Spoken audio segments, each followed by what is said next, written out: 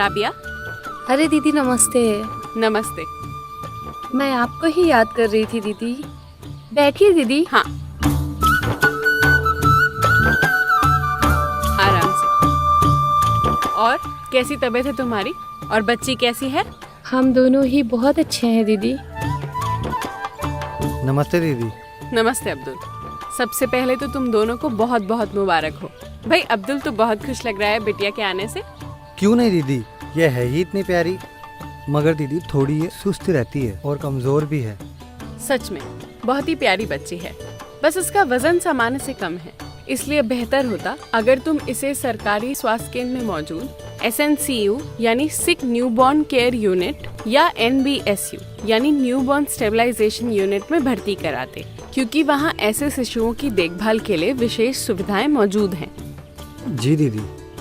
दीदी घर में सलमा बिटिया की देखभाल के लिए कोई भी नहीं है, इसलिए अस्पताल जाना थोड़ा मुश्किल हो जाएगा। फिर ऐसी स्थिति में तुम दोनों को नवजात शिशु में खतरे के लक्षण को पहचानना समझना होगा। खतरे के लक्षण? ये क्या है दीदी? नवजात शिशु में कभी कभी कुछ ऐसे लक्षण दिखते हैं जिनका मतलब है कि शिशु को तुरंत चिकित्सकीय सलाह की जरूरत है। ऐसे में अगर नवजात शिशु समान वजन से कम का है यानी 2.5 किलो से कम का है तो उसमें खतरे के लक्षण दिखने की संभावना ज्यादा होती है और ऐसे में तुम दोनों को सतर्क रहना होगा। अच्छा दीदी, ये खतरे के लक्षण कौन कौन से हैं?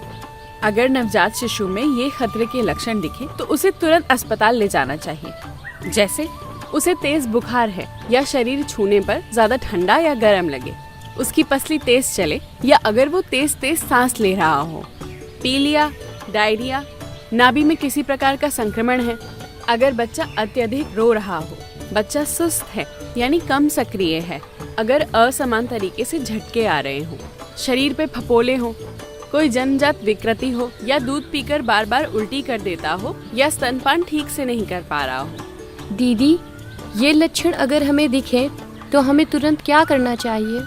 राबिया, ये बहुत ही सही सवाल पूछा तुमने।